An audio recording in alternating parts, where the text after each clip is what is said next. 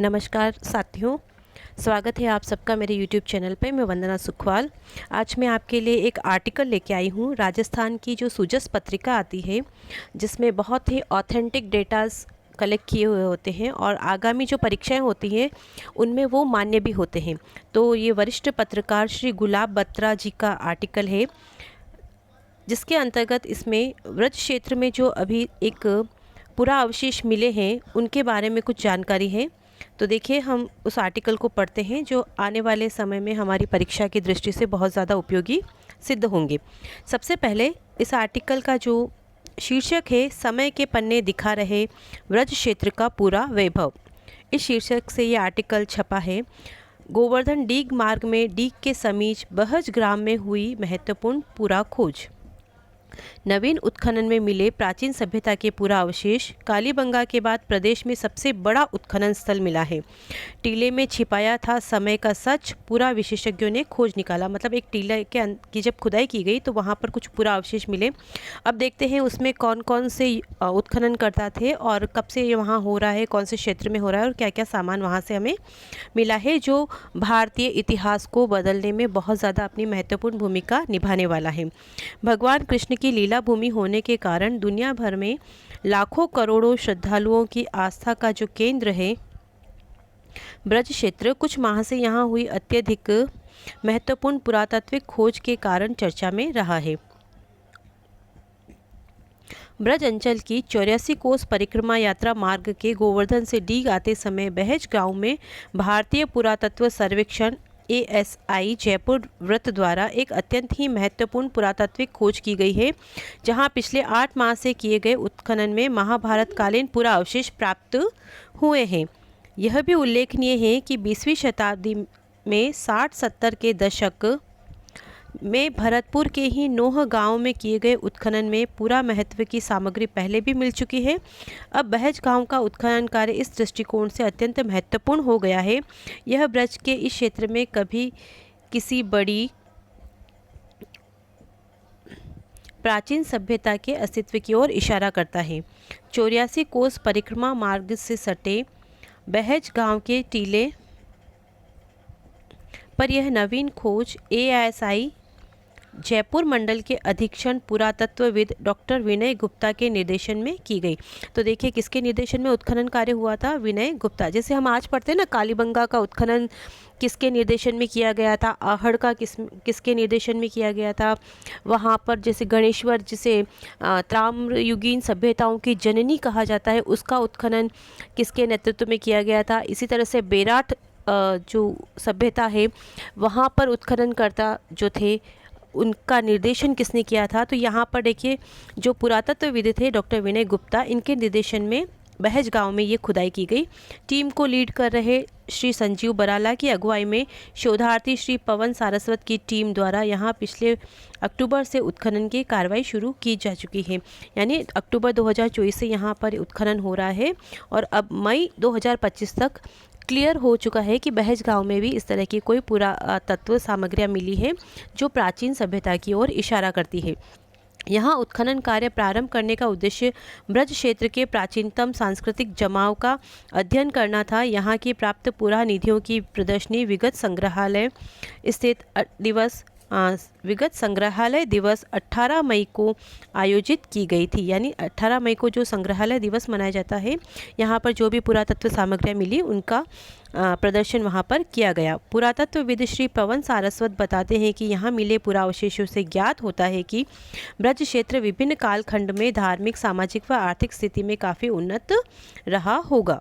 तो देखिए, जैसे मैं आपको पहले भी बता चुकी हूँ, ये सुजस पत्रिका है, 30 जो जून 2025 का आर्टिकल है ये। तो हमने डॉक्टर गुलाब बत्रा जी, जो वरिष्ठ पत्रकार हैं, उनके आर्टिकल को मैं आपके सामने लेकर आई हूँ आज। तो देखिए, ये वो सभ्यता स्थल है जहाँ पर खोज की जा रही है, बहज गांव भरतपुर में। अब देखिए, यहाँ पर जो प्रमाण मिले हैं, देखिए वर्तुल कूप, जिसे हम रिंग वेल कहते हैं, नवीन प्रवाह प्रमाण, यानी नदियों के जो नवीन प्रवाह हुआ था, कहाँ कहाँ से हो सकता है कि नदी निकली हो यहाँ पर, उसके प्रमाण यहाँ मिले हैं। विभिन्न स्तरों का अध्ययन यहाँ पर किया जा रहा है। श्री सारस्वत के अनुसार यहाँ विभिन्न स्तरों पर उत्खनन में कई प्रकार की पुरानिधियाँ प्राप्त हुई है। उत्खनन और प्राप्त पुरा महत्व की सामग्री से संबंधित कुछ तथ्य हैं। यहाँ आधार में किसी विलुप्त नदी की धारा का प्रवाह दृष्टिगोचर होता है। निम्न स्तर पर गैरिक मृदभांड ग्रे, जिसे पोर्ट्रेट कहा जा सकता है, इस संस्कृति के सुव्यवस्थित जमाव भी मिले हैं। कई स्तरों की पहचान की गई है। सेल खड़ी के सूक्ष्म मनके प्राप्त हुए हैं।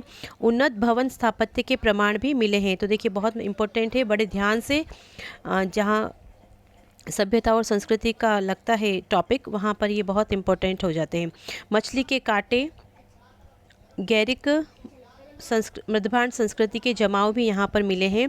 कॉर्नेलियन एवं लापिस लेजुली जैसे अर्ध मूल्यवान पत्थर के मनके, मछली के कांटे, कॉर्नेलियन एवं लापिस लेजुली जो अर्ध मूल्यवान पत्थर के मनके होते हैं।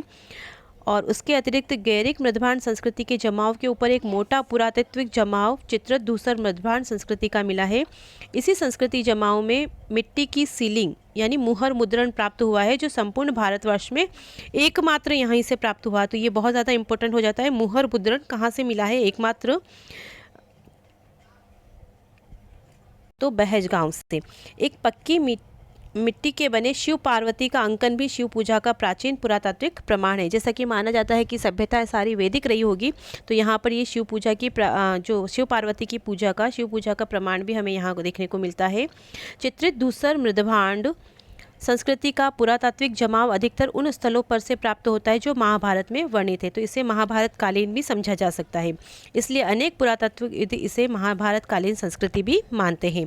अन्यत्र कालखंडों में प्राक मौर्य समय के यज्ञ कुंडों तथा इसमें अर्पित सिक्कों के प्रमाण मिलना भी बहुत महत्वपूर्ण है। तो देखिए बहुत ज़्यादा इम्पोर्टेंट है, आने वाले जो सेकंड ग्रेड फर्स्ट ग्रेड की परीक्षाओं में करंट से रिलेटेड इस प्रश्न को पूछा जा सकता है। इसी काल के चांदी व तांबे के पंचमार्क सिक्कों की प्राप्ति यहाँ सुदृढ़ आर्थिक स्थिति का परिचायक है। इसी प्रकार से इसके अलावा वर्तुल कूप, जिसे हम रिंगवेल कहते हैं, उन्नत भवन स्थापत्य आदि के प्रमाण मिले हैं। इन कालों के पश्चात के टीले के ऊपरी जमाव में शुंग कुषाण काल के इस क्षेत्र के औद्योगिक नगर होने के प्रमाण मिलते हैं। इसके जमाव में हड्डियों के अत्यंत तीक्ष्ण औजार, सुई, लेखनी पॉइंट, मनके और कंघे इत्यादि बनाने की कार्यशाला भी प्राप्त हुई है। इसी कालखंड में यहाँ अर्ध मूल्यवान पत्थर के मनके बनाने की कार्यशाला का भी पता चलता है। इसे दर्शाने वाले सुसज्जित कॉर्नेलियन, अगेट इत्यादि के उत्पाद और कच्चा माल दोनों यहाँ से मिला है। अनेक देवी देवताओं की पत्थर और टेराकोटा की मूर्तियां भी यहाँ से प्राप्त हुई है। राजस्थान में कालीबंगा के पश्चात कई दशकों बाद वृहद स्तर पर ऐसा उत्खनन हुआ है। श्री सारस्वत के अनुसार प्राप्त उत्खनन परिणामों से प्राचीन भारतीय इतिहास लेखन में महती सहायता मिलेगी और ब्रज प्रदेश के प्राचीन सांस्कृतिक यशो ज्ञान जो इससे पूर्व हमारे पुराख्यानों में थे उनकी तथ्यपरक पुष्टि की जा सकेगी। इसके अतिरिक्त चित्रित धूसर मृदभांड संस्कृति का सबसे बड़ा सांस्कृतिक जमाव इस पुरा स्थल में मिला है। अश्विनी कुमार का टेराकोटा प्राप्त हुआ है। अश्विनी कुमार जो वैदिक साहित्य में बहुत ही बड़े आयुर्वेदिक चिकित्सक माने जाते हैं, उनका टेराकोटा यहाँ प्राप्त हुआ, यानी मिट्टी की मूर्तियाँ मिली है। शिव पार्वती के निरूपण के प्राचीनतम अवशेष यहाँ मिले हैं। ब्राह्मी लिपि की मुहर, यज्ञ कुंड की प्राप्ति और रिंगवेल वर्तुल कूप की संरचना यहाँ उत्खनित हुई है। मातृ देवियों की मूर्तियाँ एवं हड्डियाँ एवं मनकों की कार्यशाला भी यहाँ। इसके साथ ही प्राचीनतम बस्ती के साक्ष्य भी मिले हैं। देखिए उन्नत भवन निर्माण की संरचना, इस तरह की यहाँ पर बस्तियाँ मिली है। सोपान और पानी का कुंड, देखिए सीढ़ियाँ और ये पानी का कुंड मिला है और ये हवन कुंड भी यहाँ पर मिला है। इस पुरास्थल के उत्खनन में सबसे नीचे के स्तर पर गैरिक मृदभांड संस्कृति का जमाव मिला है। गंगा यमुना दोआब में प्राचीन नगरीकरण, ग्रामीणकरण के प्रमाण मिले हैं। यहाँ इस सांस्कृतिक स्तर पर मानव द्वारा पक्की मिट्टी ईंटों से घर बनाने के साक्ष्य प्राप्त हुए हैं। इसी के साथ इस जमाव के मनके, मछली पकड़ने के कांटे, हड्डियों के औजार, तांबे की चूड़ियाँ मिलना भी महत्वपूर्ण है। अब देखिए यहाँ पर जो औद्योगिक संपन्नता के प्रमाण मिले हैं, उत्खनन के दौरान कई स्तरों पर यह पहचान की गई जिन पर कई औद्योगिक कार्यशालाओं के पुरावशेष प्राप्त हुए हैं। अन्य जमाओं में हड्डियों से औजार बनाने की कार्यशाला, अन्यत्र कालखंडों जैसे शुंग कुषाण काल के यहाँ मनके बनाने, शंख से आभूषण और हड्डियों के औजार बनाने के साथ साथ धातु के विभिन्न औजार बनाने की भट्टी के भी प्रमाण मिले हैं। इस पुरास्थल के विभिन्न कालखंड में औद्योगिक संपन्न होने का प्रमाण ये सभी देते हैं। धार्मिक महत्व में देखिए, बहज गांव हमारे पुराख्यानों में भगवान श्री कृष्ण के नाती ब्रजनाथ का गांव माना जाता है। तो भगवान कृष्ण के नाती ब्रजनाभ का जो गांव है वो बहज गांव माना जाता है, इसलिए इसे ब्रजनाव के खेड़े के नाम से भी वर्णित किया जाता है। ब्रजनाव के खेड़े। धार्मिक मान्यताओं में ऐसा माना जाता है कि भगवान श्री कृष्ण इस क्षेत्र के समीप गाय चराने आते थे। साथ ही यह भूभाग ब्रज 84 कोस परिक्रमा का भी है, जिससे इस पुरास्थल का महत्व और अधिक हो जाता है। मुख्यमंत्री श्री भजनलाल शर्मा द्वारा विरचित श्री कृष्ण गमन पथ कार्यक्रम हेतु भी यह महत्वपूर्ण उपलब्धि हो सकती है। तो देखिए, श्री कृष्ण गमन पथ मुख्यमंत्री श्री भजनलाल शर्मा जी द्वारा एक कार्यक्रम चलाया गया है। तो इसके लिए यह उस क्षेत्र में इन सभ्यताओं का मिलना एक विशिष्ट आकर्षण को भी उत्पन्न करता है। विभिन्न सांस्कृतिक जमाओं में यहाँ शिव पूजा, सूर्य व ग्रहों के ज्ञान, अनेक मातृ देवियों की मृण मूर्तियों के साक्ष्य भी प्राप्त हुए हैं। प्रशासनिक एवं व्यापारिक स्थिति के अनुसार यह विभिन्न कालखंड की टेराकोटा एवं जैस्पर से निर्मित ब्राह्मी एवं खरोष्टी लिपि की मुहरें प्राप्त हुई है। देखिए, लिपि कौन सी है? ब्राह्मी और खरोष्टी, जो अत्यंत महत्वपूर्ण पुरातात्विक साक्ष्य है। इसके अलावा अनेक औद्योगिक विनिर्माण हेतु कच्चे माल की उपलब्धता व्यापार द्वारा यहाँ संभव हो सकती है। अब ये देखिए, यहाँ पर ये शुंग व मौर्य कालीन मृण मूर्तियाँ, ये इस तरह की मूर्तियाँ यहाँ पर मिली हैं, आप देख सकते हैं। और इसके अलावा ये जो लोह एवं ताम्र पुरावशेष यानी इस तरह के औजार जो है वो भी बहज गाँव से मिले हैं। तो ये आप देख सकते हैं। बहज में उत्खनन से प्राप्त अवशेषों तथा वर्ष 1964 के आसपास भरतपुर आगरा सड़क मार्ग पर नोह गांव में राज्य के प्रमुख पुरातत्वविद स्वर्गीय RC अग्रवाल के मार्गदर्शन में हुए उत्खनन कार्य से अवशेष जो सामग्री मिली थी उनमें समानता दिखाई देती है। तो बहज गांव के जो पुरावशेष हैं वह नोह भरतपुर में मिली सामग्री से मिलते जुलते हैं। नोह की तरह बहज में भी किसी लुप्त नदी के अवशेष मिले हैं। इसका यहाँ जुड़ाव किसी नदी से तथा शोध का विषय है। अलबत्ता गांव नोह संस्कृत शब्द नोवाह का परिवर्तित रूप है। देखिए, नोवाह का परिवर्तित रूप है नोह, जिसका सीधा अर्थ है नाव बनाने वालों का गांव। नाव बनाने वालों का गांव नोवाह, जिसे हम नोह के नाम से अभी जानते हैं।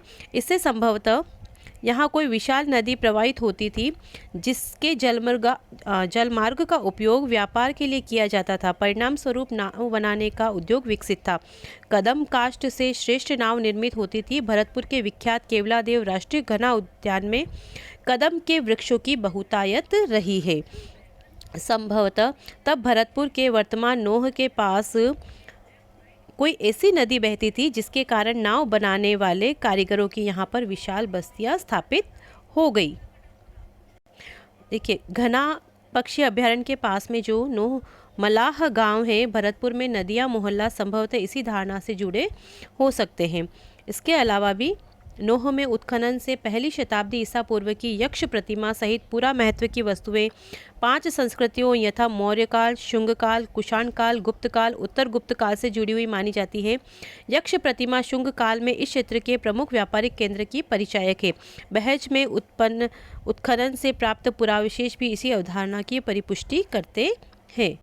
बहज एवं नोह के उत्खनन की पूरा सामग्री के मृदभांडों की संरचना काल अनुक्रम के अनुकूल है। मतलब बहज और नोह में जो उत्खनन में जो मृदभांड मिले हैं उनकी संरचना और लगभग उनमें समानता दिखाई देती है।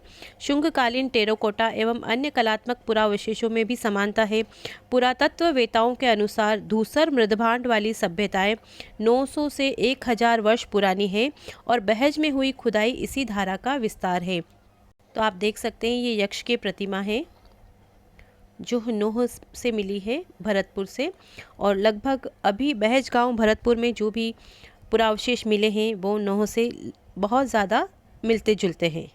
फ़िलहाल डी के बहस में उत्खनन कार्य अभी भी चल रहा है और जब तक उत्खनन कार्य समाप्त नहीं हो जाता, लगभग और भी हो सकता है कि छुपी हुई जो संस्कृतियाँ हैं, सभ्यता है, उसके अवशेष हमें आने वाले समय में देखने को मिले।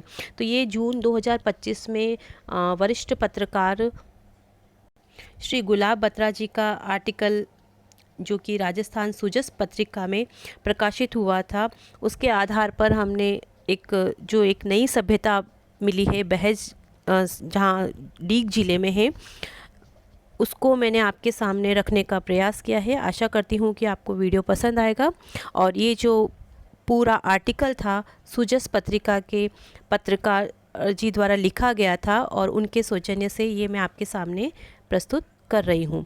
वीडियो को पूरा देखने के लिए बहुत बहुत धन्यवाद। ऐसी ही अन्य जानकारी के लिए मेरे चैनल को लाइक कर दीजिए, सब्सक्राइब कर दीजिए और समय समय पर आपको उसकी सूचना मिलती रहे, उसके लिए बेल आइकन को प्रेस ज़रूर करिएगा। Thank you for watching and take care. Bye bye.